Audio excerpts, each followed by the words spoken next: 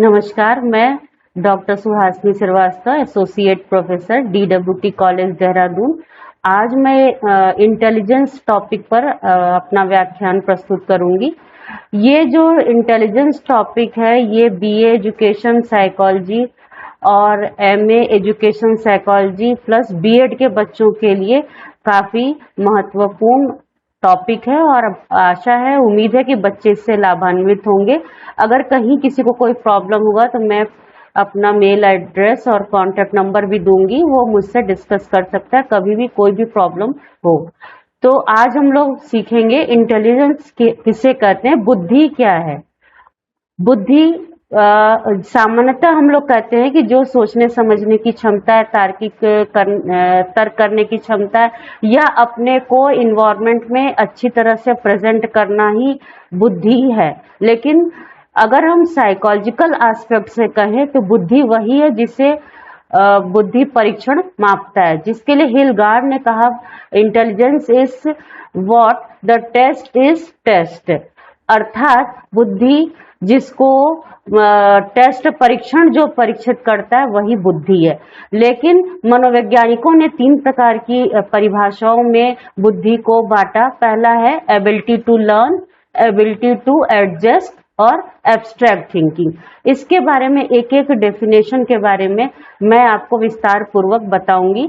और जो ये वीडियो है ये हिंदी भाषी जो मेरे बच्चे होंगे वो अवश्य ही इससे लाभान्वित होंगे, क्योंकि इंटरनेट पर आपको इंग्लिश में सब मटेरियल मिल जाता है, लेकिन हिंदी वाले बच्चों के लिए एक ये बहुत यूजफुल वीडियो होगा। Intelligence is what an intelligence test measure. Intelligence is what that test. मतलब कि हिलगार्ड ने कहा बुद्धि परीक्षण जो मापता है वही बुद्धि है।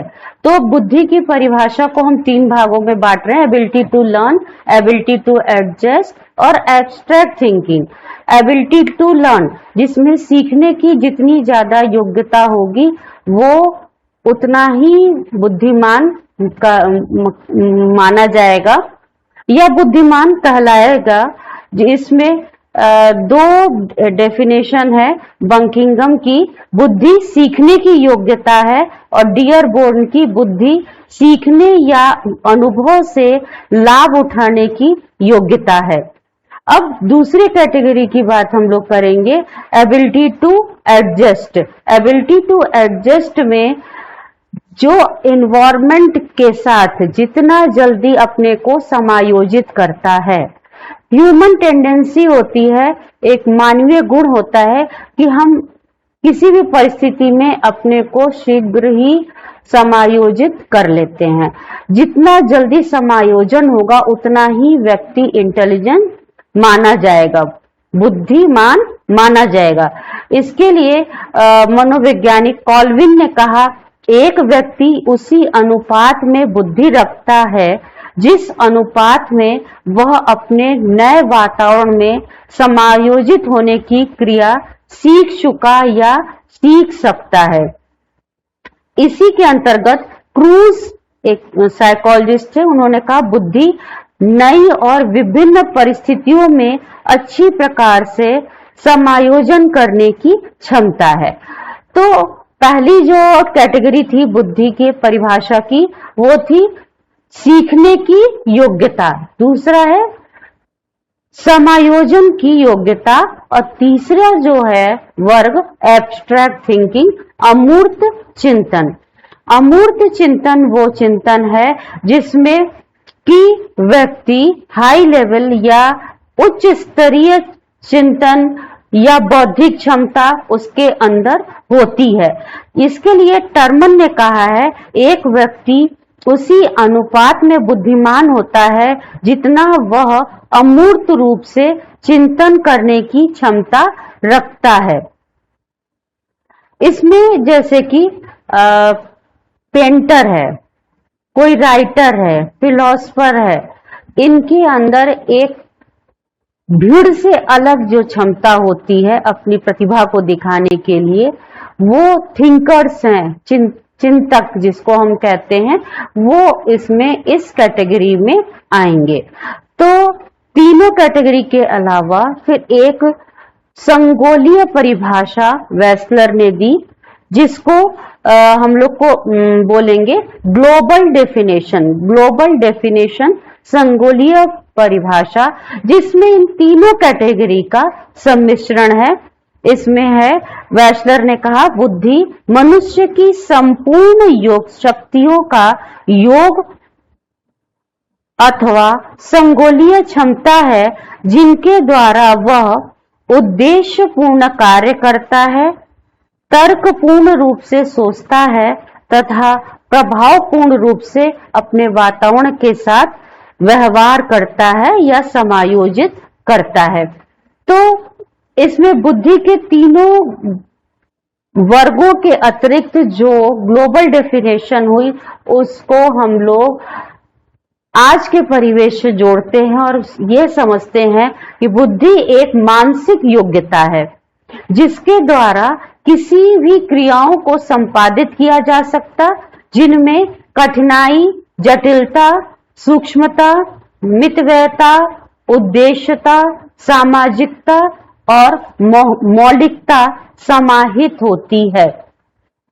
इन क्रियाओं को संपादित करने के लिए जो शक्ति, एक इंटरनल एनर्जी होती है, उसका प्रभाव ही बौद्धिक स्तर को उत्तम बनाता है। तो बुद्धि को हम लोग परिभाषित किए। अब अगले उसमें हम लोग समझेंगे कि टाइप्स ऑफ इंटेलिजेंस की बुद्धि कितने प्रकार की होती है। बुद्धि 3 प्रकार की होती है, सामाजिक बुद्धि, और दूसरा कॉन्क्रीट इंटेलिजेंस, और तीसरा एब्स्ट्रैक्ट थिंकिंग या एब्स्ट्रैक्ट इंटेलिजेंस। इस बुद्धि के वर्गीकरण को थॉर्नडाइक ने इसको वर्गीकृत किया था, कॉन्क्रीट, सोशल और एब्स्ट्रैक्ट थिंकिंग। सोशल इंटेलिजेंस उसे कहते हैं जिसमें व्यक्ति जितना ज्यादा व्यवहारिक होगा। सोशल इंटेलिजेंस को अगर हम हिंदी में कहें तो सामाजिक बुद्धि।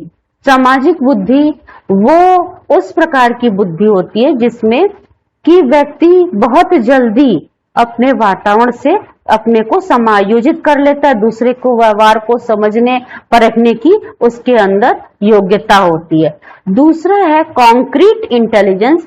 इसमें ये मूर्त या यांत्रिक बुद्धि कहा जाता है, जिसमें मैकेनिकल जो काम करते हैं वस्तुओं से, औजार से, या मूर्त या ठोस वस्तुओं के साथ जो कार्य करते हैं उनको, उनके अंदर ये बुद्धि होती है। जैसे मैकेनिकल इंजीनियर है और प्लम्बर है या आपके मजदूर हैं, इस तरह के जो काम वो किसी औजार या वस्तु के माध्यम से करते हैं, उसमें जो उनकी क्षमता होती है, बौद्धिक क्षमता, वही उनका मूर्त बुद्धि या कॉन्क्रीट इंटेलिजेंस होता है। तीसरा है एब्स्ट्रैक्ट इंटेलिजेंस। एब्स्ट्रैक्ट इंटेलिजेंस मतलब अमूर्त बुद्धि, जिसमें संकेतों, प्रतिबिंबों एवं शाब्दिक सामग्रियों से संबंध रखने वाली योग्यता होती है। इसके लिए जैसे फिलोसफर हैं और लेखक हैं, पेंटर हैं, साइंटिस्ट हैं, उनके अंदर इस प्रकार की बुद्धि होती है। जो एब्स्ट्रैक्ट इंटेलिजेंस है वो इन दोनों के अलावा ज्यादा उच्च स्तरीय होती है। ये टाइप्स ऑफ इंटेलिजेंस में अगर हम इंडियन पॉइंट ऑफ व्यू से कहें, भारतीय दृष्टिकोण से कहें, तो 2 प्रकार और उसमें जोड़ा गया है। उसमें एक है इमोशनल इंटेलिजेंस और स्पिरिचुअल इंटेलिजेंस। इमोशनल इंटेलिजेंस में जो दूसरों के संवेगों को समझना, परखना और अपने स्व को जानना, ये होता है इमोशनल इंटेलिजेंस। और जो स्पिरिचुअल इंटेलिजेंस है, उसमें जैसे आप सर्वे भवन्तु सुखिनः या आत्मवत सर्व भूतेषु की जो भावना होती है वो उस व्यक्ति के अंदर होता है। उसमें सेल्फ अवेयरनेस, स्व जागरूकता, सेल्फ रेगुलेशन, स्वनियंत्रण, जिसको हम सेल्फ डिसिप्लिन भी कह सकते हैं कि आप अपने को अनुशासित कर सकते हैं। सेल्फ मोटिवेशन, स्व प्रेरक, अपने को खुद मोटिवेट करना आगे बढ़ने के लिए, वातावरण के साथ एडजस्ट करने के लिए, नई नई परिस्थितियों को कैसे आप हैंडल करते हैं, कैसे आप उसमें अपने को प्रस्तुत करते हैं, अपने व्यवहार से, अपने बौद्धिक क्षमता से, वे ऑफ टॉकिंग से, आपका प्रेजेंस ऑफ माइंड है, ये सब चीजें इस कैटेगरी में आते हैं। तो ये हुआ टाइप्स ऑफ इंटेलिजेंस। अब हम लोग सीखेंगे, पढ़ेंगे कि नेचर ऑफ इंटेलिजेंस क्या है, बुद्धि की प्रकृति क्या है, और बुद्धि की प्रकृति के साथ साथ हम लोग कैरेक्टरिस्टिक्स ऑफ इंटेलिजेंस भी सीखेंगे कि इंटेलिजेंस इज द पावर और एबिलिटी बाय बर्थ। बुद्धि जन्मजात शक्ति अथवा योग्यता है। मतलब कि जो ये बुद्धि इंटेलिजेंस एक एलिमेंट है वो हमें अपने जन्म के साथ ही मिलता है। जैसे जैसे बच्चा इन्वायरमेंट के साथ इंटरेक्ट करता है, उसका सामाजिक दायरा बढ़ता जाता है, वैसे वैसे उसके बुद्धि का विकास होता जाता है। जैसे बच्चा जब छोटा होता है तो वो अपने परिवार तक सीमित रहता है, और जब वो विद्यालय जाता है, आस पड़ोस में, समाज में जाता है, वो चीजों को ऑब्जर्व करता है, निरीक्षण करता है, अच्छी और बुरी चीजों को सीखता है, अच्छे बुरे आदतों को सीखता है। फिर उसके अंदर सेल्फ कॉन्शियसनेस, स्वचेतना होती है कि क्या सही है, क्या गलत है। फिर दूसरा कैटेगरी है distribution of intelligence is not equal. बुद्धि का जो वितरण है सभी में एक जैसा नहीं रहता है, ये इंडिविजुअल डिफरेंसेस है। कोई आईक्यू, किसी का बौद्धिक क्षमता ज्यादा होता है, किसी का कम होता है, और सामान्यतः औसत होता है, नॉर्मल एवरेज लोगों का बुद्धि होता है, जिसको हम नॉर्मल प्रोबेबिलिटी कर्व से भी, जिसे हम एनपीसी कहते हैं, उससे भी समझ सकते हैं कि ये माना जाता है कि 68% एवरेज लोग होते हैं, उनकी बौद्धिक क्षमता औसत होती है, एवरेज होती है। फिर नेचर ऑफ इंटेलिजेंस में तीसरा है, intelligence is the aggregate of all mental abilities. बुद्धि समस्त मानसिक योग्यताओं का योग है। अब मानसिक योग्यताएं क्या है? जैसे रीजनिंग है, तर्क करना, ठीक है, या किसी चीज इमेजिनेशन, कल्पना करना है, क्रिएटिविटी है, और अपनी वे ऑफ एक्सप्रेशन है, मेमोरी है। ये सब चीजें आपकी मेंटल एबिलिटीज है, मानसिक योग्यता है, जिसका कुल एग्रीगेट, कुल योग ही बुद्धि है। तो ये रहा नेचर ऑफ इंटेलिजेंस। इसके बाद हम लोग ये जानेंगे कि कैरेक्टरिस्टिक्स ऑफ इंटेलिजेंस, बुद्धि की विशेषता क्या होती है। तो बुद्धि सतर्क रहने की शक्ति है। Intelligence is the power of attention. अगर जो व्यक्ति जितना ज्यादा इंटेलिजेंट है या वो अलर्ट रहता है अपने आसपास के वातावरण से, अपने हर चीज में, कहीं भी वो जा रहा है तो चीजों को देख रहा है, ऑब्जर्व कर रहा है, सीख रहा है, हमेशा चेतन अवस्था में अलर्ट रहता है। दूसरा है बुद्धि चयन करने की शक्ति है। Intelligence is the power of selection. सही गलत में, अच्छे बुरे में, नैतिक अनैतिक में आप सेलेक्ट कर सकते हो, चयन कर सकते हो कि क्या चीज आपके लिए अच्छी है। नंबर थर्ड है बुद्धि व्यक्ति को अमूर्त चिंतन की योग्यता प्रदान करती है।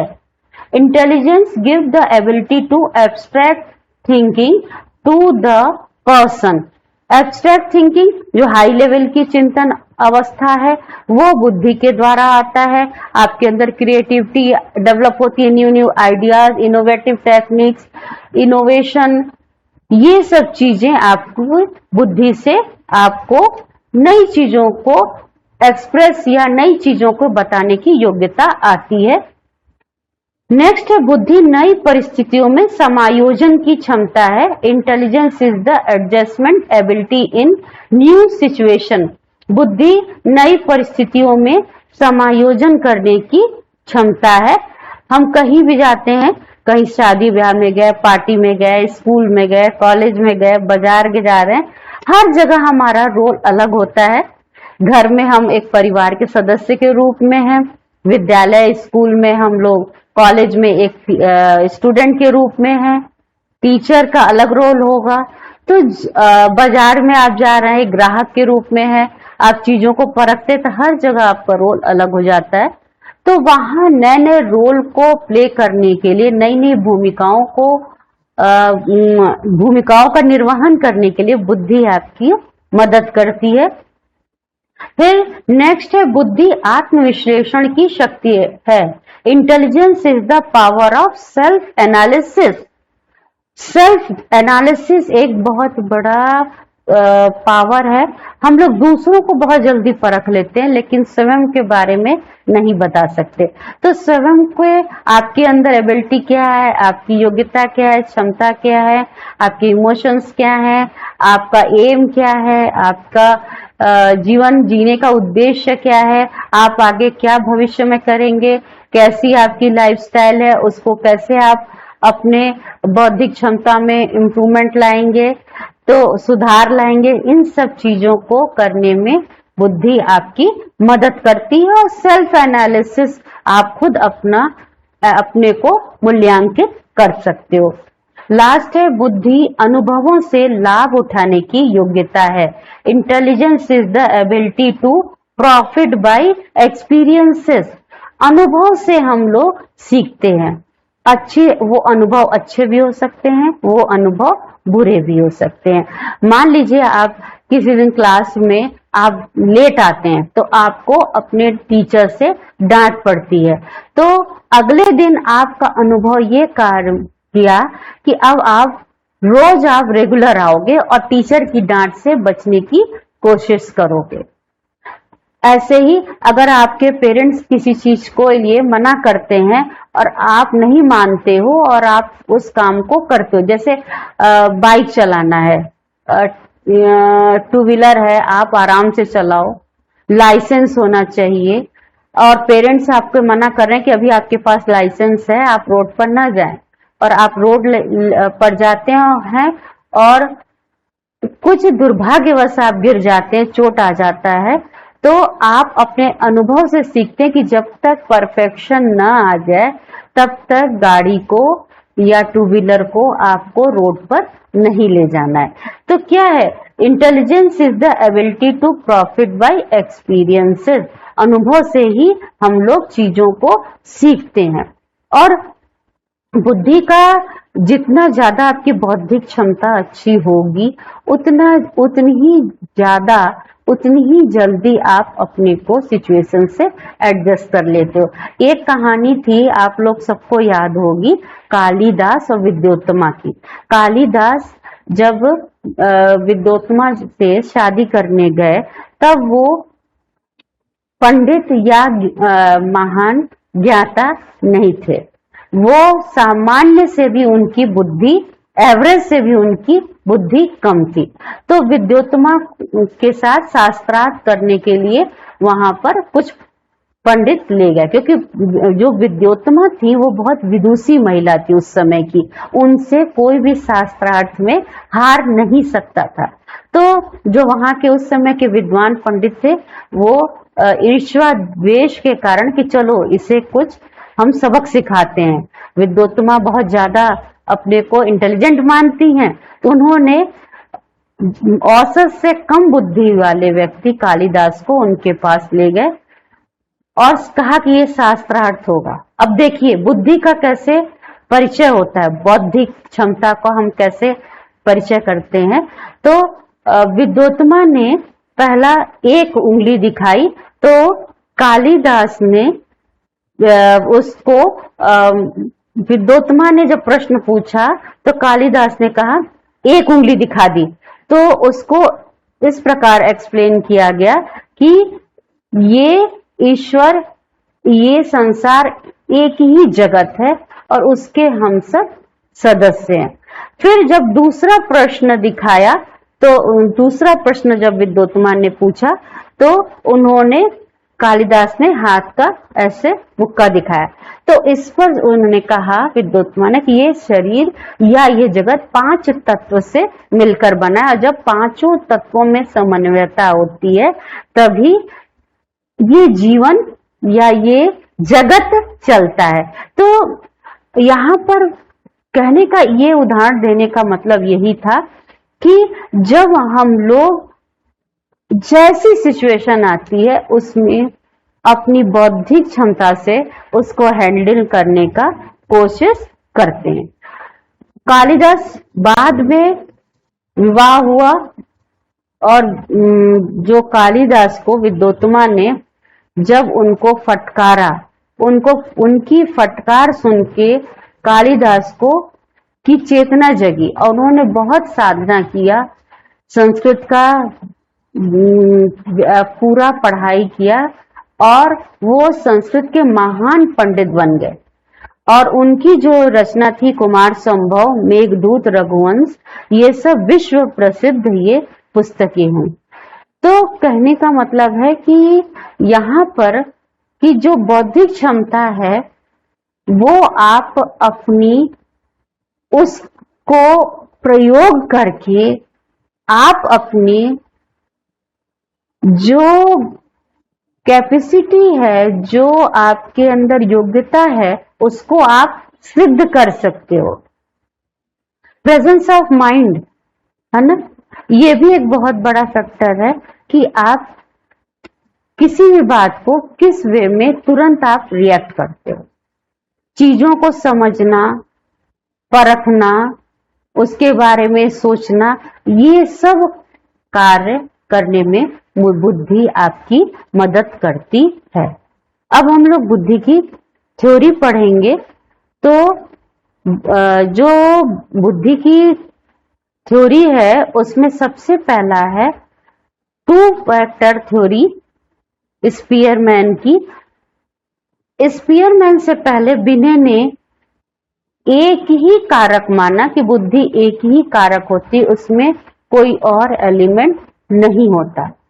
तो इसको साइकोलॉजिस्ट, मनोवैज्ञानिकों ने नकारा और उस समय स्पीयरमैन ने अपने सिद्धांत का प्रतिपादन किया जिसमें उन्होंने माना कि बुद्धि में 2 प्रकार के एलिमेंट होते हैं, जनरल और स्पेसिफिक, सामान्य और विशिष्ट।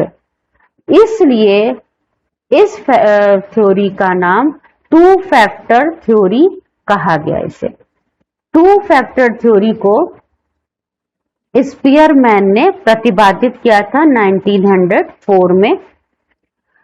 उन्होंने ये माना कि सामान्य कारक जो होता है वह जन्मजात और यूनिवर्सल होता है।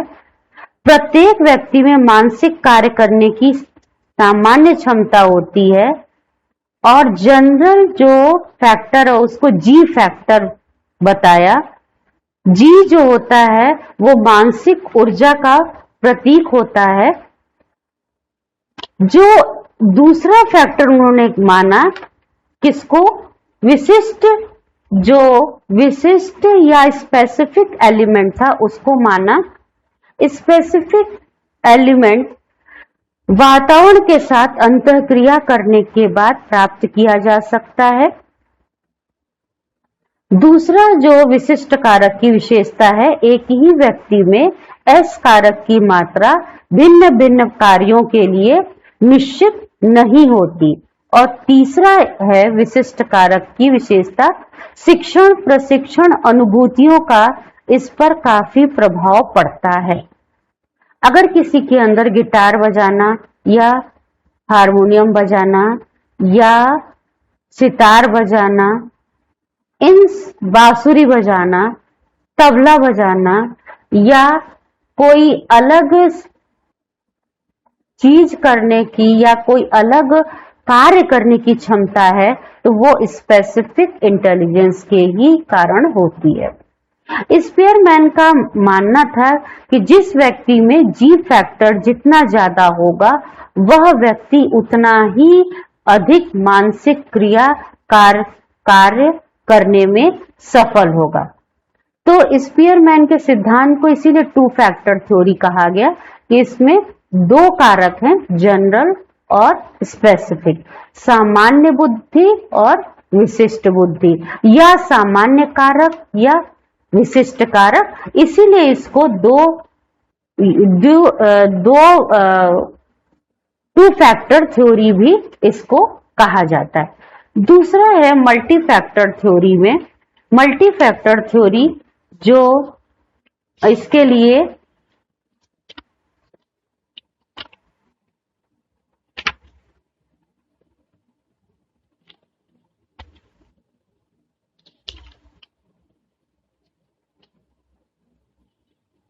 मल्टी फैक्टर थ्योरी थर्स्टन की है। थर्स्टन ने माना कि इस बुद्धि में 7 प्रकार के तत्व होते हैं। ये 7 प्रकार के तत्व कौन से हैं? पहला है शाब्दिक बोध, वर्बल कॉम्प्रिहेंशन। जो व्यक्ति जितना जल्दी शब्दों को सीख लेता है, बोलता है, उसका बौद्धिक क्षमता उतनी अच्छी होती है। दूसरा है शब्द प्रवाह, वर्ड फ्लुएंसी। बहुत लोग ज्ञानी होते लेकिन उनको अपने बातों को कहने की, एक्सप्रेस करने की, अभिव्यक्ति की क्षमता नहीं होती, तो इसलिए अपने शब्दों को, अपने ज्ञान को एक्सप्रेस करना, अभिव्यक्त करना भी बुद्धि का ही परीक्षारक है। नंबर 3 संख्यात्मक योग्यता, न्यूमेरिकल एबिलिटी। जो जितना ज्यादा मैथमेटिकल एस्पेक्ट्स में अच्छे से कर सकेगा, सीखने में संख्याओं का प्रयोग करेगा, उसको न्यूमेरिकल एबिलिटी कहते हैं।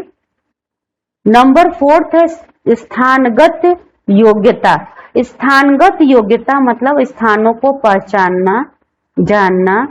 और मान लीजिए आप कहीं जा रहे हैं, आप रास्ते को भूल गए, 1-2 बार आप जाते हैं, फिर रास्ते को धीरे धीरे याद कर लेते हैं, तो ये स्थानगत योग्यता है, किसी चीज को पहचानना, उसकी आकृति को, आकार को, स्थान को। 5वां जो इसमें एलिमेंट माना थर्स्टन ने, वो मेमोरी, स्मृति। स्मृति, जिसकी मेमोरी जितनी शार्प होगी, जिसकी जितनी स्मृति तीव्र होगी, वह उतना ही इंटेलिजेंट माना जाएगा। और नंबर 6 है प्रत्यक्षात्मक गति, परसेप्चुअल स्पीड। एक इंडिविजुअल, एक व्यक्ति जो अपने इन्वायरमेंट में परसीव करता है, इंटरेक्ट करता है, एडजस्ट करता है, वो उतना ही बुद्धिमान माना जाता है। लास्ट है तर्क या रीजनिंग, तार्किक क्षमता। हर चीज के अंदर कोई ना कोई तर्क होता है। हम व्रत पूजा करते हैं या स्पिरिचुअल इंटेलिजेंस है, उसके साथ में कोई भी काम करते हैं, उसके पीछे रीजनिंग होती है, तर्क होती है, एक वैज्ञानिक सोच होती है, साइंटिफिक कॉन्शियसनेस होती है, वैज्ञानिक चेतना होती है। उसके आधार पर हम चीजों को लॉजिकली प्रूफ कर सकते हैं। जैसे उदाहरण दिया जाए, व्रत या पूजा की ही ले लिया जाए, हर धर्म में, चाहे हिंदू हो, मुस्लिम हो, ईसाई हो, सब में व्रत की महत्ता कही गई है। अब उसको स्पिरिचुअल से कोरिलेट कर दिया गया है। व्रत करने से क्या होता है? अगर आप एक दिन अनाज नहीं खाते, लिक्विड पर रहते हैं या फलाहार करते हैं, तो उससे आपकी पूरी शरीर में जो विजातीय पदार्थ हैं, विषाक्त पदार्थ हैं वो खत्म हो जाते हैं, बॉडी में प्योरिटी आ जाती है, बॉडी डिटॉक्स हो जाती है, इसलिए व्रत और पूजा करने का प्रावधान है। इसको हम लोग रीजनिंग तार्किक रूप से इस तथ्य को समझे। तो ये थर्स्टन ने 7 जो एस्पेक्ट्स बताए उसी के आधार पर बुद्धि की व्याख्या की, इसलिए इसको मल्टी फैक्टर थ्योरी कहा जाता है।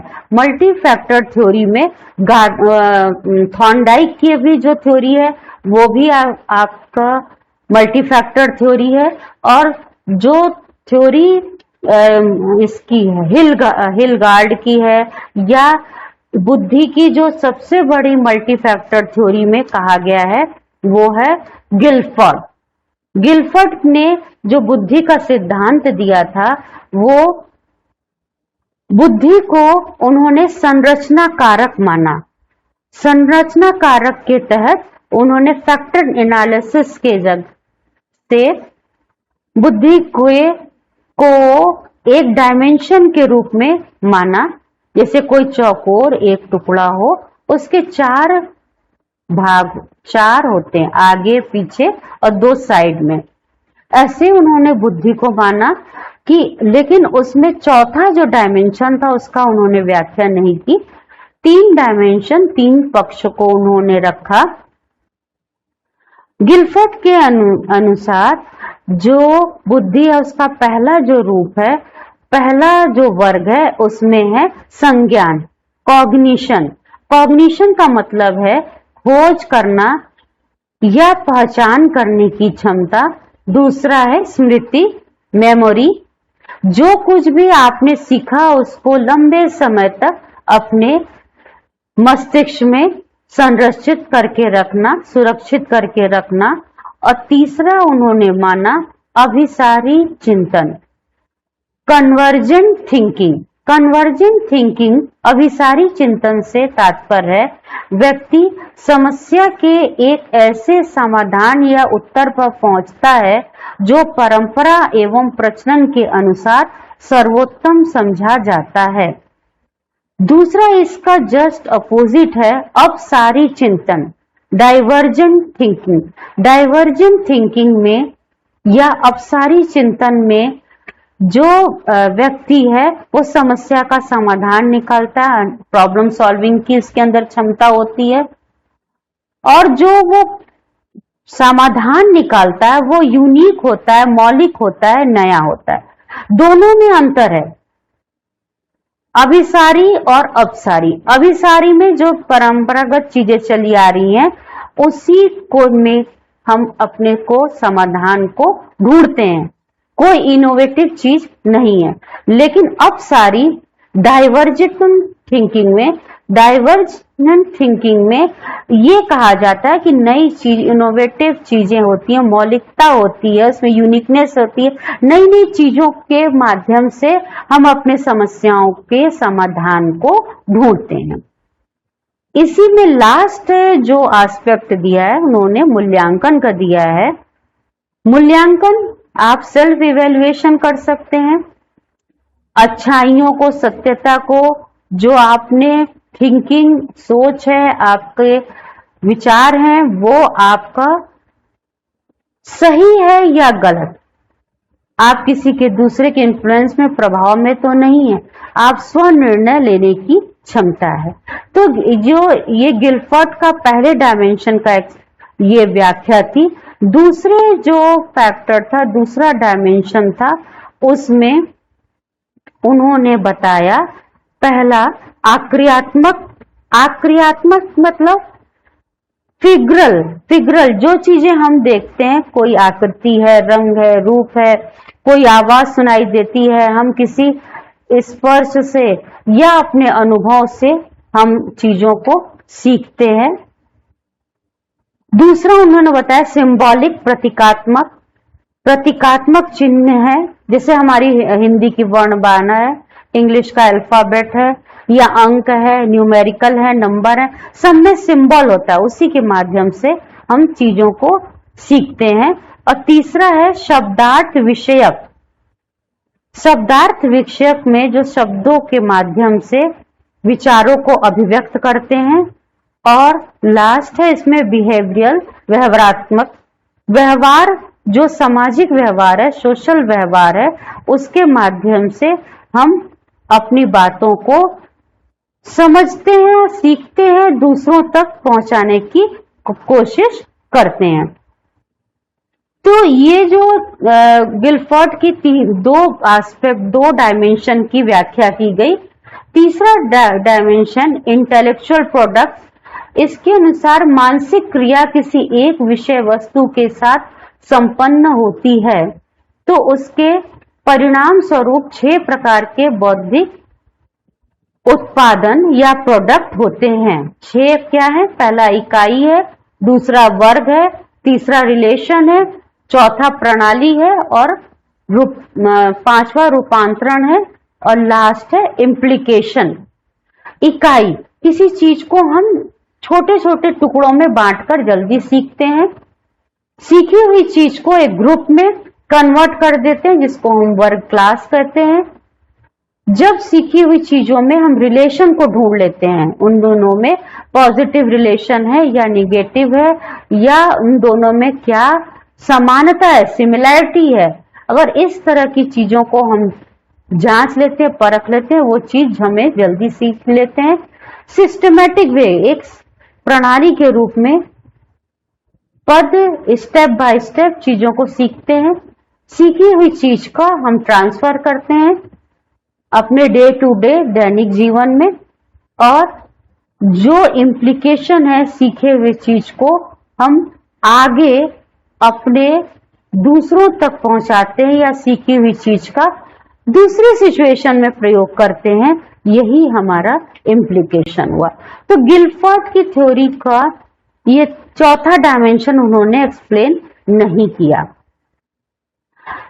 गिलफोर्ड ने मल्टी फैक्टर जो थ्योरी थी उसमें हम लोगों ने थर्स्टन की और गिलफोर्ड की सीखी। थॉर्नडाइक की भी मल्टी फैक्टर थ्योरी, उसमें थॉर्नडाइक ने भी यही माना कि बहुत सारे एलिमेंट मिलके बुद्धि की रचना करते हैं, और बुद्धि जो है कई तत्वों का समन्वित रूप है, जिसमें रीजनिंग है, मेमोरी है, तार्किक क्षमता है, समझने की क्षमता है, हमारे विचार है, फ्लुएंसी है, शब्दों को हम किस प्रकार बोलते हैं, अपनी अभिव्यक्ति को कैसे कह सकते हैं। अच्छा, इन सब चीजों में एक चीज और भी है कि आप जितना जल्दी अपने को समायोजित कर लेते हैं कहाँ पर, वातावरण पर, उतना ज्यादा आपकी बौद्धिक क्षमता उत्तम या सर्वश्रेष्ठ मानी जाएगी। अब आया ये कि बुद्धि परीक्षण क्या होता है। बुद्धि परीक्षण के माध्यम से जो ये नापा जा सकता है कि व्यक्ति की बुद्धि लब्धि या आईक्यू क्या है। इसके लिए सबसे पहले 1905 में अल्फ्रेड बिने साइमन ने बुद्धि परीक्षण का निर्माण किया। बुद्धि परीक्षण 2 प्रकार के होते हैं, इंडिविजुअल और ग्रुप।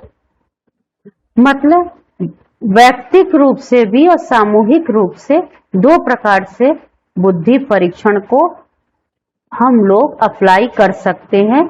और फिर बुद्धि परीक्षण के जो सब पार्ट हुए, किसमें शाब्दिक और अशाब्दिक।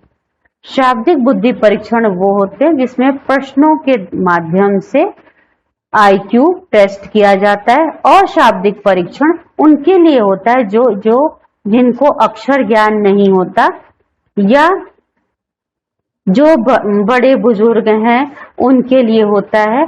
इसको जो अशाब्दिक बुद्धि परीक्षण है उसका प्रयोग छोटे बच्चों पर भी किया जाता है।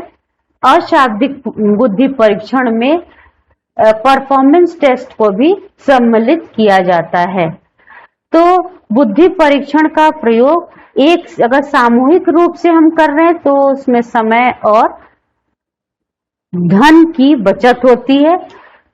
जो इंडिविजुअल है उसमें एक व्यक्ति पे करते हैं तो इसमें समय और व्यय पैसा ज्यादा लगता है। बुद्धि परीक्षण की बात अगर हम कहें भारत में तो सबसे पहले बुद्धि परीक्षण जलोटा ने लाए थे 1936 में। एस जलोटा ने टर्मन के बुद्धि परीक्षण पर आधारित एक सामूहिक बुद्धि परीक्षण का निर्माण किया। 1941 में सोहनलाल, 1943 में मोहसिन, उसके बाद 1960 में डॉक्टर एमसी जोशी ने सामान्य मानसिक योग्यता परीक्षण का निर्माण किया। 1971 में एसके कुलश्रेष्ठ ने विनय साइमन परीक्षण का भारतीय अनुकूल या भारतीय परिस्थिति में इसका फिर से निर्माण किया। इंटेलिजेंस टेस्ट में के.एस. मिश्रा, एस.के. पाल आदि ने बुद्धि परीक्षण का नया निर्माण भारतीय वातावरण, भारतीय परिवेश में किया। तो हम लोगों ने आज ये जाना कि बुद्धि किसे कहते हैं, बुद्धि के प्रकार क्या है, नेचर क्या है, कैरेक्टरिस्टिक्स क्या है, और 3 थ्योरी को सीखा, स्पीयरमैन की थ्योरी, गाल्टन और गिलफोर्ड की थ्योरी।